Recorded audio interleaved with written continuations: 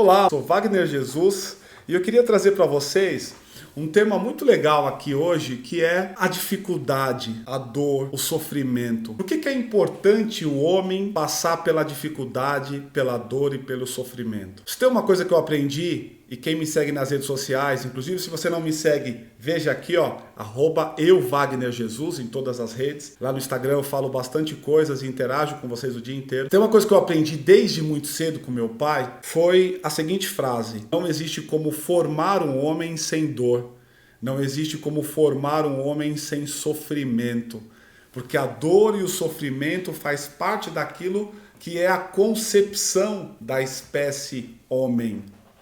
E aqui eu não trago essa frase no sentido apenas do sexo masculino, mas sim da espécie homem. Serve para homem e para mulher.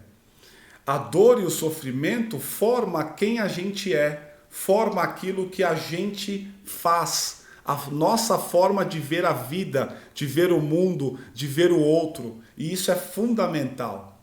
Meu pai, esse que é um analfabeto funcional e que não teve educação, não sabe ler, não sabe escrever, mas que desde muito cedo me ensinou isso, que eu preciso de alguma maneira passar por dor, por caos, por sofrimento na vida, para que eu possa ser formado enquanto homem. Essa dor, esse sofrimento, esse caos não tem a ver necessariamente com a quantidade de dinheiro que você tem. Você pode ser alguém que tem muito dinheiro, tem muito recurso, mas ainda assim alguma dor, alguma frustração é importante que você viva para que você possa se formar.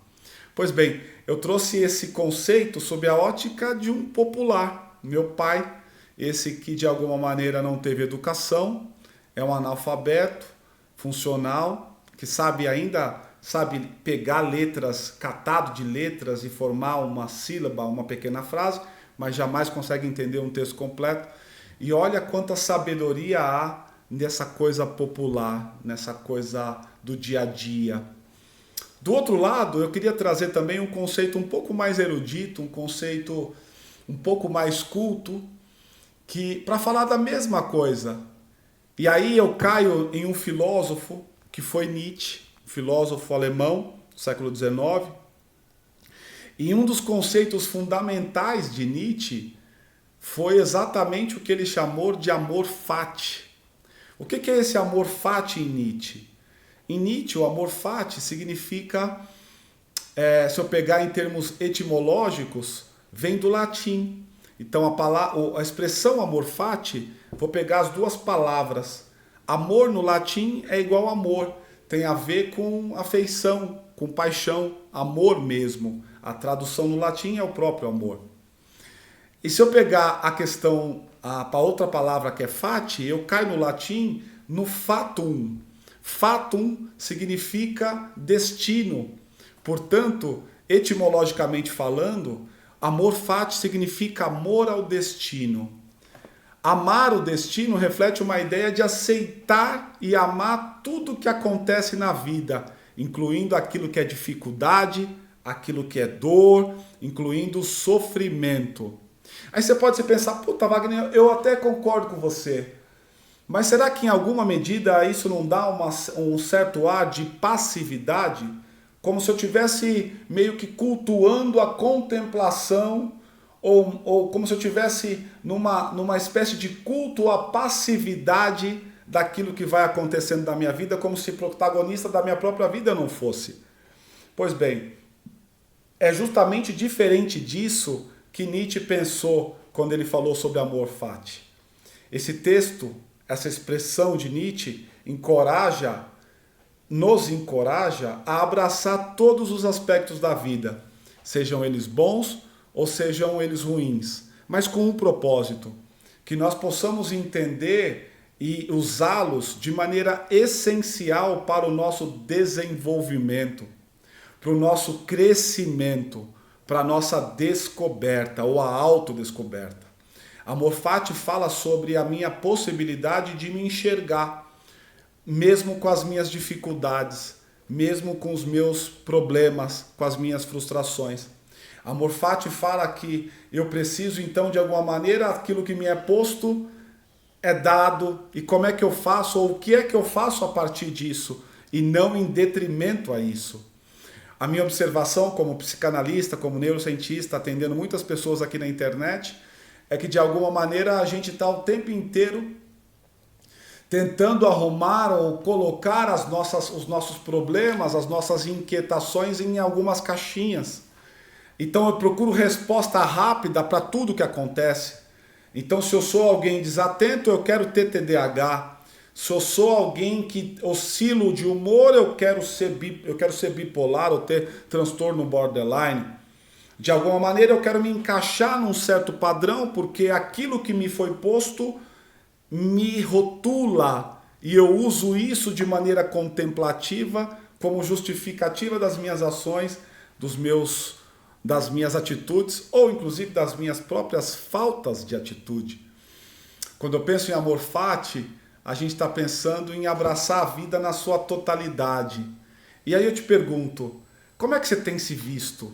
Como é que você tem visto a dificuldade, a dor, o sofrimento na tua vida de alguma maneira, de forma que essa resposta vai determinar quem você é nessa equação chamada vida, chamada mundo, chamado aquilo que a gente vive, aquilo que a gente é, aquilo que a gente experimenta no dia a dia. A forma com que você responder, a forma com a qual você responder isso vai determinar como é que você se posiciona na vida, como é a sua mentalidade. É esse amor fati que implica abraçar a totalidade, reconhecer coisas boas, coisas ruins, que nos provoca a um certo crescimento. Amar e aceitar o nosso destino ajuda, inclusive, aquilo que Nietzsche chamou de transcender o ressentimento e viver de forma mais autêntica e de forma mais plena. Vamos fazer um recorte nesse pedaço aqui? O que seria para Nietzsche essa transcender ou esse transcender o ressentimento? O que significa isso na prática? Ressentimento em Nietzsche é um senso de impotência diante das coisas que iam acontecendo na vida. Ressentimento em Nietzsche significa eu me sentir impotente às adversidades, às injustiças. É como se fosse uma reação de uma certa fraqueza, onde esse indivíduo se vê numa situação em que ele não pode mudar e por ele estar nesse lugar ele desenvolve o rancor. Quantas pessoas estão me vendo aqui, eventualmente mulheres ou homens, que viviam as suas vidas para os seus parceiros, e que de uma hora para outra esse parceiro disse que não queria mais e foi embora. E ao ir embora, essa pessoa se vê ressentida, ela se vê rancorosa, ela se sente injustiçada. Por quê? Porque o outro fez alguma coisa comigo e eu me sinto injustiçado, injustiçada de estar nesse lugar. De uma paciente que ela vem de um outro psicanalista que disse a ela, olha, talvez você pudesse sim se permitir viver o que você está querendo viver. E ela foi lá e viveu e veio para mim dizendo que a culpa de ter dado errado foi desse psicanalista, não foi dela que tomou a decisão. Por quê? Porque talvez ela não tenha entendido ainda o que é esse amor fati. Eu queria terminar aqui esse nosso vídeo lendo para vocês aquilo que o próprio Nietzsche escreveu, as suas próprias palavras expressando o que é o conceito do amor fati. Ele dizia o seguinte, ó, minha fórmula para a grandeza no ser humano é o amor fati. Não querer nada diferente do que é, nem para trás e nem para frente, nem em toda eternidade. Não apenas suportar o necessário e ainda muito menos ocultá-lo. Todo idealismo é falsidade perante o necessário, mas amá-lo. Olha que interessante o que ele está trazendo aqui. Se a gente pegar isso por partes, ele diz assim, ó, o que é o amor fati? É não querer nada diferente do que é. Ou seja, amor fati, amor ao destino. Não querer nada diferente do que é. Ele continua, nem para trás e nem para frente. Nem para trás, passado, nem para frente, futuro. E ele continua, nem toda eternidade. E ele continua dizendo, não apenas suportar o necessário, ou seja, não é passividade, não é apenas contemplação, muito menos ocultá-lo, fingir que não existe. E ele continua, todo idealismo é falsidade perante o necessário. Aquilo que você idealiza, aquilo que é o teu sonho, a tua forma de ver o outro e achar o outro sempre melhor que você, é falsidade perante o necessário. E ele termina que eu não quero ocultar, eu não quero suportar, não apenas ocultar, mas amar. Amar aquilo que me está posto. Isso torna você forte. Isso torna você alguém que está crescendo. Entendendo, inclusive, que esse amor fati é o que vai te libertar do arrependimento ou da resistência daquilo que é. Vai gerar em você uma força interior para entender que as coisas são como são e que elas servem para me ensinar e para que eu possa viver o meu próximo momento, o meu próximo passo e a vida que segue. Bom, é isso. Se você gostou aqui desse vídeo, não esqueça de curtir, de compartilhar. Não é inscrito ainda? Se inscreva. Esse é o meu jabá básico que eu tenho que falar. E não deixe de me seguir nas redes sociais. É lá que você tem uma interação direta comigo todo dia.